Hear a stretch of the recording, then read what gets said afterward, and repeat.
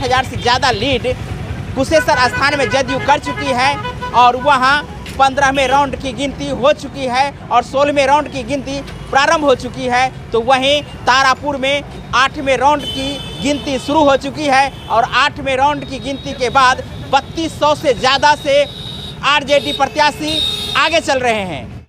हम आपको बता दें कि तारापुर से आरजेडी के प्रत्याशी आगे चल रहे हैं, तो वहीं कुशेश्वर स्थान से जदयू के प्रत्याशी आगे चल रहे हैं। हम आपको बारी बारी से बताते हैं कि कुशेश्वर स्थान में कितने वोटों से आरजेडी के प्रत्याशी पीछे चल रहे हैं और जदयू प्रत्याशी आगे चल रहे हैं। कुशेश्वर स्थान में 15वें राउंड की गिनती होने के बाद 7,078 वोट से जदयू प्रत्याशी आगे चल रहे हैं, जहां जदयू प्रत्याशी को कुल 39,325 वोट मिले हैं, तो वहीं आरजेडी के प्रत्याशी को 32,247 वोट मिले हैं और इस प्रकार से 7,078 वोट से पीछे चल रहे हैं आरजेडी के प्रत्याशी। तो वहीं हम आपको बता दें कि तारापुर से 8वें राउंड में जो अब तक की स्थिति है उसके संदर्भ में हम आपको बता दें कि आरजेडी को कुल 22,056 वोट मिले हैं, तो वहीं जदयू के प्रत्याशी को 18,191 वोट मिले हैं और इस प्रकार से हम कह सकते हैं कि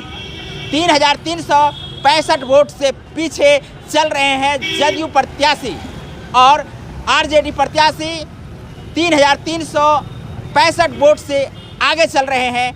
देखना है दोनों जगह से किस दल की जीत होती है। लगातार दोनों जगह पर अलग अलग प्रत्याशी लीड बनाए हुए हैं और इसी प्रकार हमारे साथ बने रहिए। हम आपको अपडेट देते रहेंगे मिथिला दस्तक के माध्यम से और हमारे चैनल मिथिला दस्तक को अब तक सब्सक्राइब नहीं किए हैं तो सब्सक्राइब कर लीजिए। साथ में इस वीडियो को आप फेसबुक पेज पर देख रहे हैं तो लाइक कीजिए, फॉलो कीजिए। बहुत बहुत धन्यवाद।